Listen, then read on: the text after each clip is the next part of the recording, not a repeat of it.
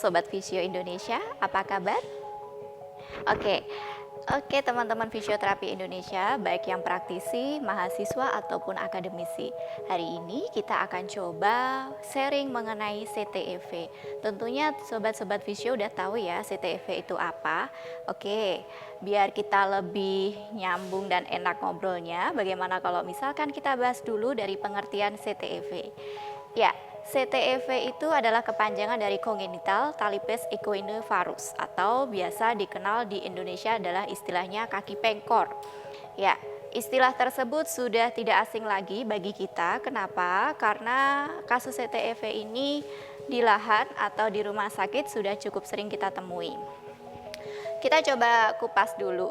CTEV itu sebenarnya apa sih? CTEV itu adalah masalah yang muncul yang terjadi pada bagian kaki pada bayi atau pada anak-anak dan sifatnya adalah kongenital. Kongenital itu maksudnya adalah sudah menjadi bawaan dari lahir. Jadi ini sudah muncul problemnya ketika bayi berada di dalam kandungan. Pada CTEV, kondisi yang umum terjadi adalah kalau kita lihat dari sisi epidemiologi, penyakit ini ada 3:1000 kelahiran bayi. Jadi di antara 1000 kelahiran bayi ada 1 yang mengalami CTEV. Dan kebanyakan untuk kasus CTEV terjadi pada bayi laki-laki daripada bayi perempuan dengan perbandingan 2:1. Oke, selanjutnya adalah mengenai penyebab. Kalau ditanya, apa sih penyebab dari CTEV? Beberapa hasil riset menunjukkan bahwa CTEV itu sifatnya adalah idiopatik atau tidak bisa atau belum diketahui penyebab pastinya. Namun beberapa referensi atau literatur hasil penelitian menunjukkan bahwa CTEV itu disebabkan oleh ada faktor keturunan. Ya, yang kedua adalah pada masa kehamilan. Apa yang terjadi pada masa kehamilan? Bisa saja karena adanya jumlah cairan ketuban si ibu yang sedikit atau tidak memenuhi. Ya. Kemudian juga pada saat kehamilan itu terjadi pada trimester pembentukan tulang, yaitu pada trimester pertama dan dilanjutkan pada usia sampai 5 sampai 6 bulan di mana tulang itu akan terbentuk menjadi tulang sempurna. Oke, kalau kita berbicara tentang gambaran umum CTEV, CTEV ini bisa terjadi pada satu sisi kaki atau juga terjadi pada dua sisi sekaligus. Ya, bisa bilateral ataupun unilateral. Kemudian kaki yang mengalami CTEV itu biasanya dia lebih kecil daripada sisi yang normal atau panjangnya pun bisa berkurang lebih pendek sekitar 1 cm. Kemudian model untuk CTEV sendiri ya, angle-nya ini akan berbelok ke arah inversi atau ke arah medial dan disertai dengan deformitas pada tulangnya dan masalah kontraktur pada ototnya. Sehingga biasanya pada CTEV ini tumitnya akan menjadi kecil dan dia akan berbelok ke arah dalam atau inversi. Untuk diagnosa CTEV sendiri sebenarnya sudah bisa kita lihat pada saat janin, di mana biasanya si ibu ini akan memeriksakan kondisi kehamilannya di usia 18 sampai dengan 20 minggu. Nah, dari situ pemeriksaan USG itu sebenarnya sudah bisa diketahui bagaimana struktur dari anatomis ankle-nya, apakah dia tumbuh dengan baik dan normal atau ada kelainan pada usia 18 sampai dengan 20 minggu. Oke, yang berikutnya kita akan coba melihat bagaimana sih penata laksanaan CTEV. Kalau kita diskusikan, biasanya untuk penata laksanaan fisioterapi ataupun non fisioterapi pada CTEV itu ada 2 tahap atau 2 bagian. Yang pertama adalah metode konservatif dan yang kedua adalah metode pembedahan. Nah, fisioterapi kita masuk di mana? Kita bisa masuk di konservatif dan pasca pembedahan. Pada metode konservatif, banyak sekali intervensi yang bisa kita berikan. Salah satu atau salah 2, salah 3 di antaranya adalah mengenai metode penggunaan Ponseti atau gips ya. Kita sering mengenal dengan metode pemberian gips. Kemudian kita juga bisa menggunakan metode French atau stretching dengan menggunakan alat-alat yang kita punya seperti penggunaan strapal ya. Kemudian juga ada penggunaan kinesiotapping dan ada juga penggunaan dengan stretching bandaging. Nah, Kemudian selain metode tadi, di dalam konservatif itu kita juga bisa memberikan intervensi berupa stretching, kemudian juga intervensi yang lain yaitu adalah ke arah perbaikan postural. Jadi kita ke arah mobilisasi dan juga imobilisasi ke fungsionalnya. Kemudian kapan sih kita memberikan intervensi ini? Sedini mungkin, karena semakin cepat kita menangani pasien CTEV maka prognosisnya akan jauh lebih baik daripada kondisi yang kita ketemu pasien dengan usia yang sudah tidak kecil lagi. Kemudian kalau untuk pembedahan kita mainnya di mana? Kita akan bermain atau kita bisa menjalankan intervensi fisioterapi pada fase post operasi, ya. Apa saja? Nanti coba kita bahas ya. Berikutnya adalah mengenai apa sih dampaknya kalau CTEV itu tidak segera ditangani, karena pertanyaan ini sering sekali muncul untuk teman-teman fisioterapi, untuk orang tua maupun untuk yang lain. Jadi kalau kita tidak segera menangani pasien CTEV, dampaknya adalah pasien akan mengalami kesulitan pada saat dia bergerak nantinya, ketika dia ambulasi, posisi duduk, posisi berdiri dan berjalan. Kemudian selain itu, masalah yang akan timbul adalah mengenai kondisi posturnya, di mana akan mempengaruhi pada panjang kakinya. Bisa saja panjang kakinya menjadi tidak seimbang antara kanan dan kiri. Kemudian berikutnya, selain panjang kaki, yang sering kita temukan pada pasien CTEV itu adalah kondisi di mana ototnya mengecil pada salah satu bagian sisi. Sehingga kalau kita lihat tentunya tampilannya menjadi tidak seperti yang kita harapkan ya. Oke. Dan berikutnya adalah kapan sih kita harus ke dokter atau ke fisioterapi? Ya, kapan? Sesegera mungkin. Kenapa? Seperti tadi saya sampaikan bahwa semakin cepat penanganannya atau semakin dini kita menangani pasien CTEV, maka hasilnya dipastikan akan jauh lebih baik daripada penanganan yang terlambat. Oke, terima kasih. Itu pengenalan dulu tentang CTEV, mengenai bagaimana intervensi fisioterapi dan bagaimana asesmennya atau pemeriksaannya. Kita akan ketemu lagi pada sesi berikutnya.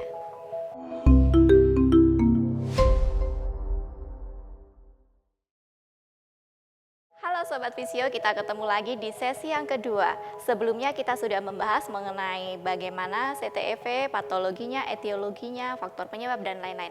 Oke, sesi ini kita akan bahas mengenai bagaimana peran fisioterapi pada CTEV. Kita akan mulai dari sesi anamnesis. Kita sudah ada pasien di sini bersama ibunya. Selamat sore Ibu. Sore Bu. Iya.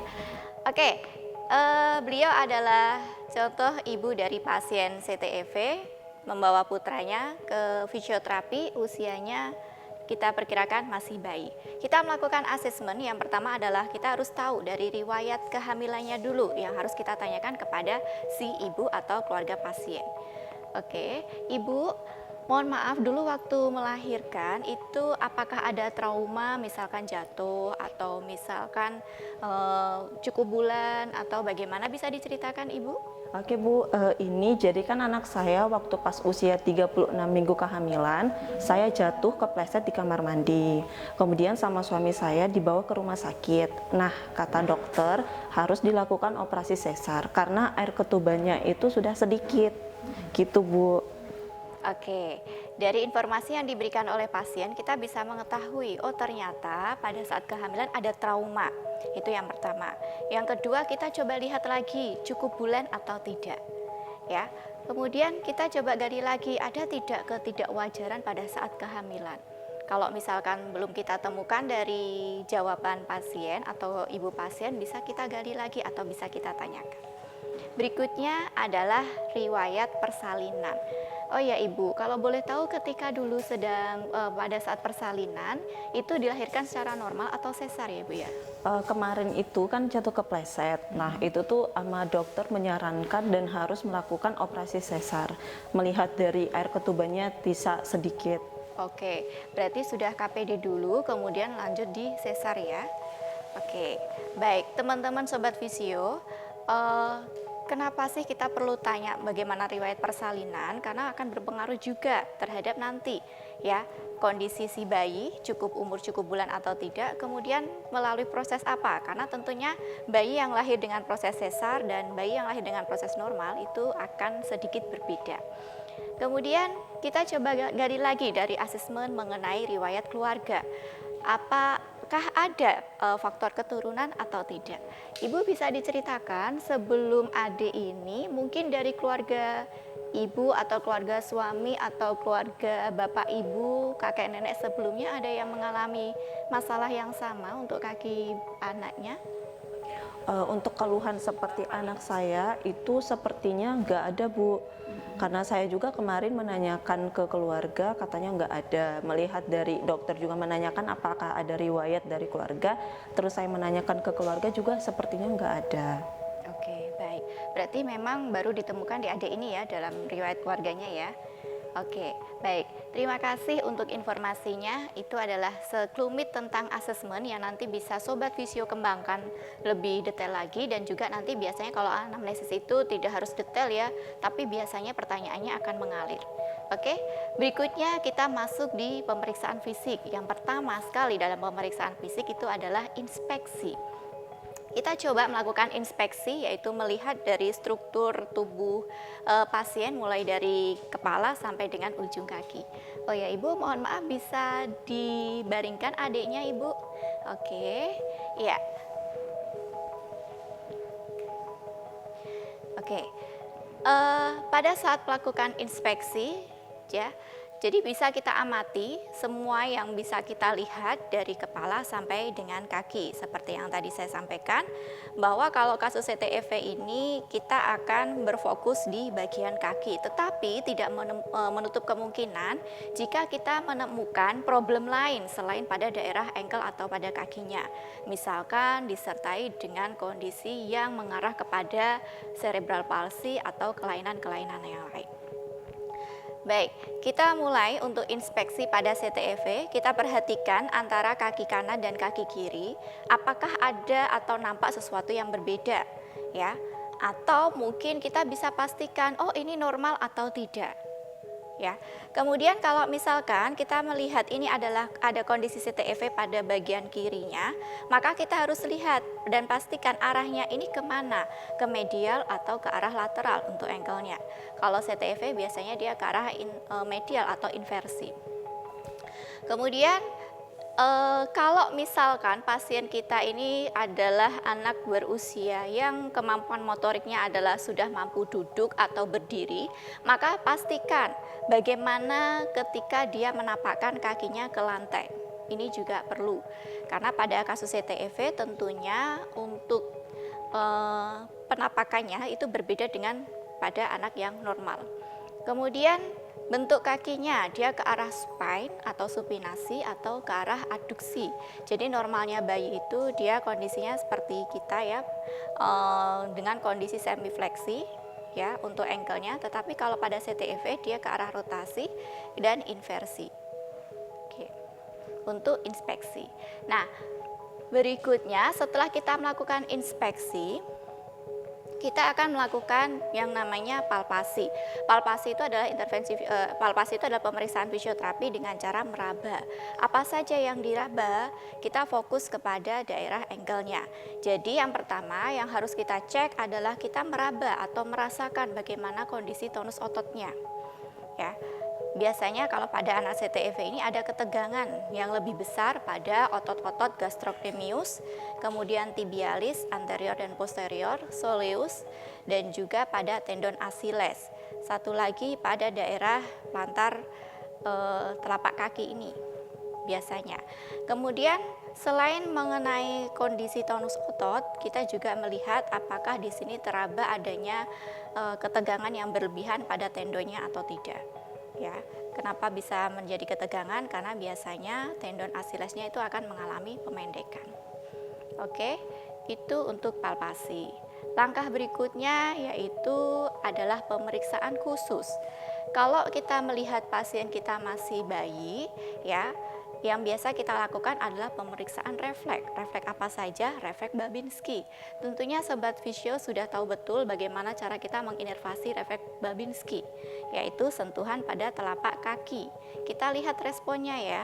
Kalau misalkan dia ada respon mencengkram atau menghindar, maka itu adalah kondisi yang normal. Tapi kalau misalkan kita berikan respon atau sentuhan tapi dia tidak ada respon, maka itu dikategorikan dengan kondisi yang tidak normal. Nah, selain refleks Babinski, itu juga ada refleks tendon Achilles ya. Kita bisa memposisikan bayi, kita gendong seperti ini atau agak menelungkup seperti ini ya. Kemudian kita cek untuk tendon Achillesnya, kita ketuk, dia ada respon atau tidak. Biasanya kalau normal dia akan ke arah ekstensi atau ke arah lurus. Berikutnya adalah refleks crawling atau merangkak. Kita posisikan bayi masih seperti ini, kemudian kita agak tengkurapkan tapi tidak sampai menyentuh ke matras. Kemudian jika normal maka dia akan memposisikan diri seperti akan merangkak. Jika negatif atau tidak atau bermasalah, maka dia akan lurus atau diam saja. Berikutnya adalah refleks stepping atau refleks menapak. Jadi refleks ini juga akan muncul pada bayi. Kita posisikan dia seperti seakan-akan mau berjalan. Apakah memang ada refleks untuk menapak seperti ini atau tidak? Jadi kalau misalkan kita sentuhkan dia ke matras, kemudian bayi itu mengangkat kakinya ke arah fleksi atau memang tidak mau menyentuh, itu berarti ada yang sesuatu yang bermasalah. Berikutnya adalah pemeriksaan LGS. Untuk pemeriksaan LGS kita fokus pada ankle-nya, kita bisa menggunakan goniometer. Dan satu lagi pemeriksaan menggunakan antropometri untuk mengukur apakah ada tonus atau apakah ada pengecilan pada otot-otot daerah ankle. Untuk pemeriksaan penunjang, biasa yang kita sarankan kepada pasien itu adalah pemeriksaan CT scan ya, dan juga pemeriksaan ronsen. Seperti yang saya sampaikan sebelumnya bahwa pemeriksaan ronsen itu bisa diberikan atau bisa dilakukan pada waktu kehamilan. Jadi di situ sudah terlihat atau sudah teridentifikasi apakah pertumbuhan tulangnya normal atau tidak. Dan untuk diagnosa fisioterapi, kalau kita melihat kasus CTEV ini, dia ada body function. Nah, apa sih masalah yang timbul dari body function? Ya, di antaranya adalah sudah jelas ada keterbatasan gerak terutama pada daerah ankle, di dorsal fleksinya dan juga plantar fleksinya. Kemudian selanjutnya adalah kondisi kecenderungan ke arah inversi atau ke arah eversi. Kalau untuk CTEV kebanyakan adalah ke arah inversi. Berikutnya adalah endorotasi ankle. Itu sangat mungkin terjadi. Kenapa bisa begitu? Karena terjadi masalah pada struktur jaringan yang menyebabkan pertumbuhan tulangnya menjadi abnormal. Untuk body structure ya, kita bisa lihat masalah yang muncul dari secara fisiologis ya, yang paling nampak itu adalah adanya deformitas pada ankle yang bermasalah, baik pada satu atau dua sisi sesuai dengan kondisi pasien. Kemudian juga selain deformitas itu adalah kontraktur pada otot. Jadi otot-otot di sekitar ankle pada otot gastroknya, soleus, kemudian tibialis, anterior posterior, dan kemungkinan juga pada otot-otot bagian plantar ataupun dorsalnya. Dan berikutnya adalah participation restriction. Untuk menggali participation restriction, kita harus menyesuaikan dengan usia pasien. Jadi, semua kegiatan yang dilakukan atau yang seharusnya bisa dilakukan oleh pasien di umur tersebut yang tidak bisa dilakukan itu adalah masuk dalam participation restriction-nya. Ya, contohnya adalah kegiatan melakukan activity daily living atau ADL. Kemudian ketidakmampuan anak untuk berdiri dan berjalan. Kemudian kesulitan juga ketika anak berdiri ataupun berjalan secara normal seperti umumnya. Oke. Kalau kita lihat bagaimana sih penata laksanaan fisioterapi, kita harus tahu dulu nih tujuan kita memberikan terapi pada pasien CTEV ini apa ya. Kalau tujuan yang paling umum itu adalah kita sangat menginginkan si pasien ini nantinya bisa berdiri dan berjalan secara normal. Kemudian dia bisa melakukan aktivitas tanpa mengalami keterbatasan ya, dan juga tanpa mengalami nyeri. Untuk prinsip terapinya, kita harus bisa mengoptimalkan mencegah deformitas supaya untuk kedepannya kita bisa optimalkan posturnya. Kemudian kita juga harus mengoptimalkan ROM-nya ya, mengurangi keterbatasan geraknya dan menambah kekuatan ototnya. Jadi jangan sampai muncul kelemahan otot yang terlalu lama. Selain intervensi tadi, fisioterapi juga harus memberikan edukasi kepada orang tua. Apa saja edukasinya? Misalkan dengan positioning, kita mengajarkan kepada si orang tua atau keluarganya bagaimana memposisikan pasien ini dengan benar. Kalau misalkan di posisi tidur, bagaimana sebaiknya, ketika di posisi duduk, bagaimana sebaiknya. Kemudian memberikan tahanan, jadi nanti bisa menggunakan alat-alat yang ada di rumah atau mungkin juga perlu kita berikan alat tertentu, kita sarankan untuk memberikan tahanan supaya dia mengarah ke posturalnya. Kalau untuk intervensi di implikasi fisioterapi, seperti yang tadi sudah saya sampaikan, kita fokus kepada deformitasnya. Ya, kita mencegah, mengupayakan supaya deformitasnya ini tidak bertambah. Kemudian mempertahankan koreksi, jadi koreksi postur kita berikan. Kapan dan seberapa lama itu nanti kita bahas. Dan berikutnya adalah melakukan observasi dan juga follow up untuk mencegah terjadinya. Jadi ada kemungkinan walaupun kita sudah memberikan intervensi, pasiennya sudah baik, tetap ada kemungkinan suatu saat kalau misalkan tidak dijaga, maka dia akan kembali ke pola sebelumnya. Untuk pemasangan gips, saya tidak akan memberikan contohnya di sini ya, karena kebetulan kita tidak menggunakan pasien yang sebenarnya. Saya akan jelaskan saja. Untuk pemasangan gips biasanya kita mulai dari daerah distal, kemudian menuju ke proksimal, jadi melewati ankle dan melewati knee. Kemudian gips ini akan dipasang dalam waktu beberapa minggu. Ya, setelah itu dilepas, dikoreksi, diukur lagi sudutnya menggunakan goniometer, sudah ada penambahan atau belum. Jika belum, maka akan dilakukan pemasangan gips lagi, kemudian dievaluasi lagi, dan begitu seterusnya dilakukan sampai 3-5 kali pemasangannya. Kemudian selain pemasangan gips itu juga bisa menggunakan cast yang kita pasang selama 3 minggu dan kemudian dibuka. Ya, biasanya kita lihat evaluasi lagi sudah ada penambahan atau belum. Dan otomatis pada saat pemasangan ponseti ini akan menyebabkan pemendekan pada tendon Achilles ya, atau keterbatasan gerak pada tendon Achilles karena memang dia dikunci. Nah, berarti kan ada masalah baru yang harus kita selesaikan setelah koreksi postur ini. Oke, kita coba lagi ke metode berikutnya untuk menyelesaikan masalahnya. Di berikutnya, setelah dilakukan pemasangan ponseti, biasanya ada metode namanya French fungsional. Ya, French ini bisa berupa stretching yang diberikan pada daerah ankle. Kemana arah stretchingnya? Yaitu berlawanan dengan postur atau posisinya pada saat itu. Kalau misalkan pada CTEV kita temukan dia ke arahnya adalah medial, maka stretchingnya itu adalah ke arah lateral dan juga memberikan stretching ke arah dorsalnya sehingga bisa meningkatkan atau memberikan penambahan panjang pada tendon Achilles.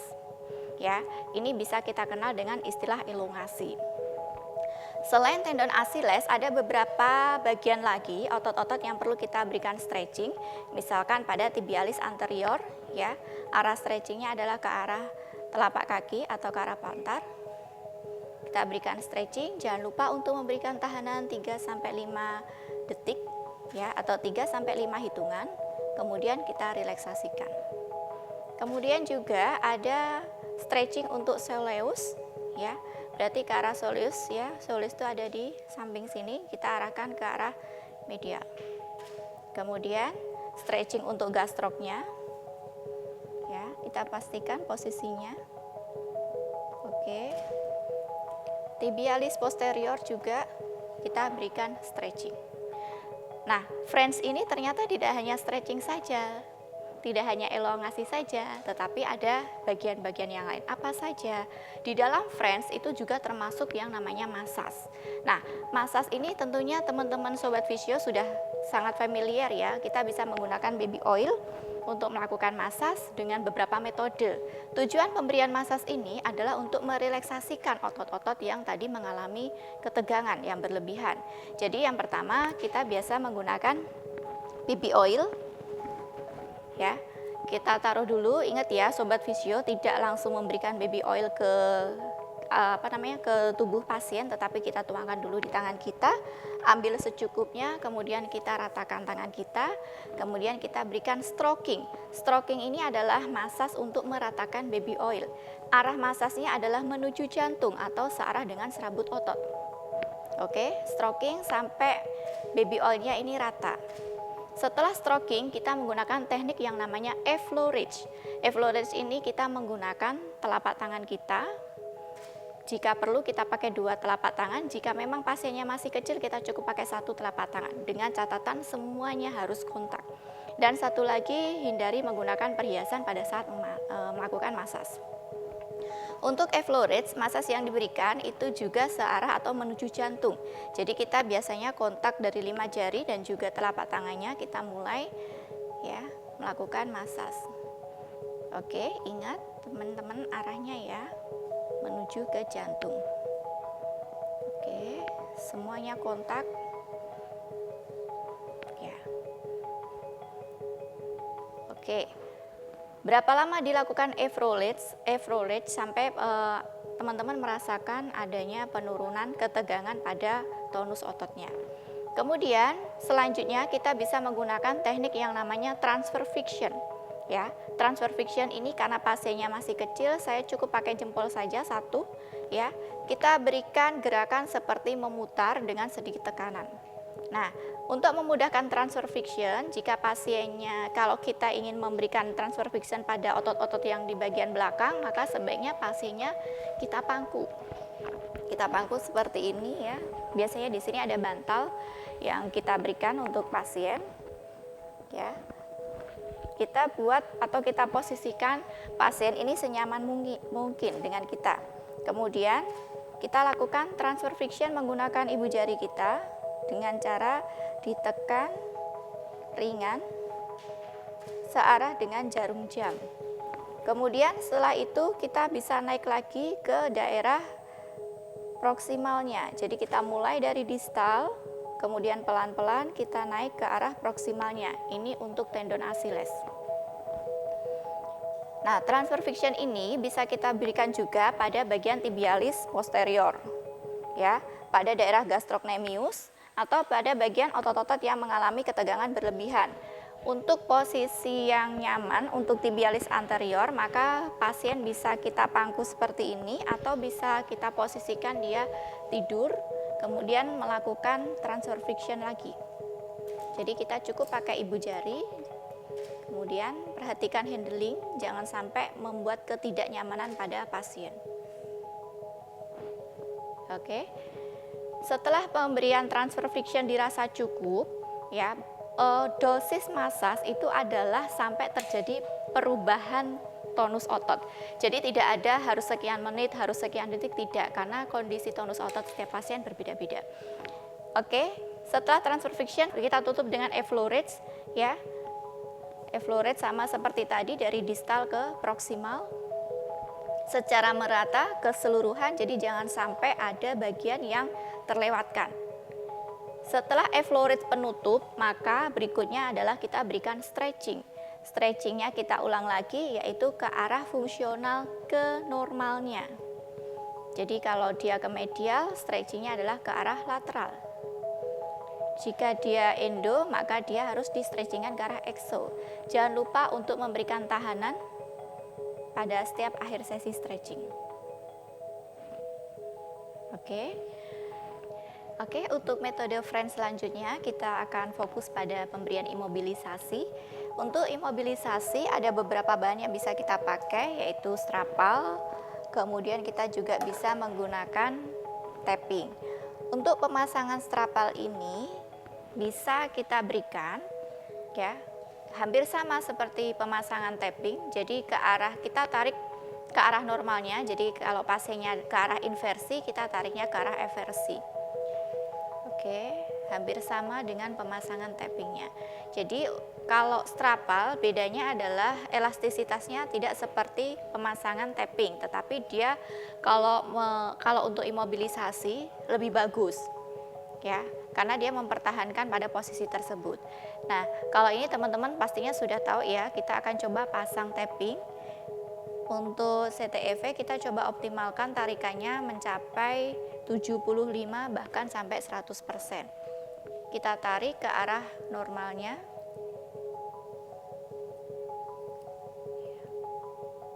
Ya, ancornya dari medial, kemudian kita bawa melewati calcaneus ke arah lateral.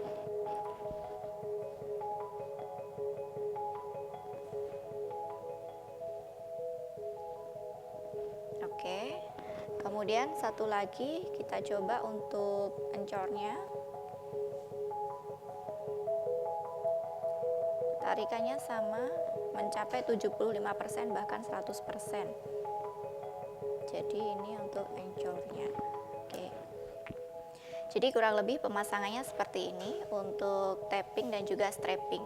Nah, kalau misalkan tidak ada, kita juga bisa menggunakan bandaging ya, dari distal menuju ke proksimal. Jadi kita mulai melakukan bandagingnya, kita berikan pembebatan dari distal ke proksimal. Untuk bandaging perlu diperhatikan vaskularisasinya, jadi jangan sampai terlalu kencang karena bisa menyebabkan kematian jaringan atau peredaran darah di perifer menjadi tidak lancar.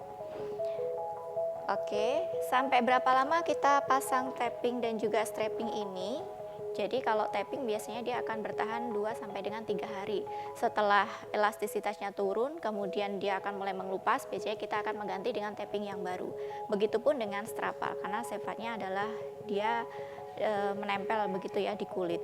Dan teman-teman fisio, sobat fisio juga harus hati-hati karena kulit bayi ini sangat sensitif, sehingga dipastikan dulu apakah dia alergen atau tidak terhadap pemasangan perekat-perekat seperti ini. Karena kalau misalkan alergen akan menjadi masalah baru untuk kita nanti. Berikutnya ada pemasangan ankle foot orthose atau AFO. Untuk pemasangan ini sangat mudah, jadi ini sudah didesain oleh teman kita atau profesi yang namanya ortotik prostetik, disesuaikan dengan ukuran pasien. Jadi kalau misalkan sekarang kita pesennya untuk ukuran pasien kita kebetulan saat ini 5 bulan, ketika nanti dia sudah 10 bulan, ketika 12 bulan maka otomatis harus ganti. Ya, karena mengikuti dengan perkembangan usia. Nah, untuk pemasangan ankle foot orthose ini tinggal memasukkan saja kaki pasien ke dalam, kemudian kita pasang perekatnya. Ada banyak model, ada banyak warna untuk ankle foot orthose, disesuaikan dengan permintaan customer atau pasiennya. Dan berapa lama dipasang? Untuk pemasangan ini bisa dilakukan hampir seharian penuh atau hampir 24 jam. Tetapi perlu diingat, akibat dari imobilisasi yang dilakukan, maka resiko yang lain selain kita koreksinya akan bertambah bagus, kalau positifnya adalah koreksinya akan bertambah bagus, negatifnya adalah akan menyebabkan keterbatasan gerakan. Sehingga setelah dilakukan atau setelah pelepasan AFO, maka sebaiknya pasien dilakukan gerakan-gerakan pasif dan ditambah dengan stretching supaya tonusnya, ligamen, dan juga tendonnya bisa lebih fleksibel. Teman-teman sobat fisio, jangan lupa satu hal ketika kita menangani pasien bayi atau anak-anak yang masih dalam masa proses pertumbuhan motorik maupun sensoriknya, jangan lupa untuk memberikan stimulasi sesuai dengan arah kemampuan motoriknya. Jadi kalau misalkan kita ketemu bayi berusia 3 bulan, setiap kita memberikan intervensi itu plus dengan stimulasi untuk usia tersebut. Jadi tentunya akan berbeda kalau kita ketemu pasien 3 bulan, 5 bulan, 6 bulan, dan harus disesuaikan. Dan satu lagi, ketika kita bermain ketemu dengan pasien anak-anak, jangan lupa untuk sambil terapi bermain supaya anak atau bayi ini tidak cepat bosan. Ya, bisa kita menggunakan peraga, alat mainan seperti ini yang bisa kita sambil berikan, atau bisa dengan verbal, pujian, sentuhan, nyanyian, atau apapun, ya. Oke. Baik, Demikian sharing kita hari ini mengenai CTEV. Tentunya banyak sekali kekurangan dari saya dan saya berharap untuk Sobat Visio yang menyaksikan bisa sharing lagi, lebih baik lagi, lebih banyak lagi yang dibaca dan dipelajari sehingga kita bisa mencapai intervensi fisioterapi yang optimal. Demikian, terima kasih. Sampai jumpa lagi pada pertemuan berikutnya, sesi berikutnya. Wassalamualaikum warahmatullahi wabarakatuh. Oke.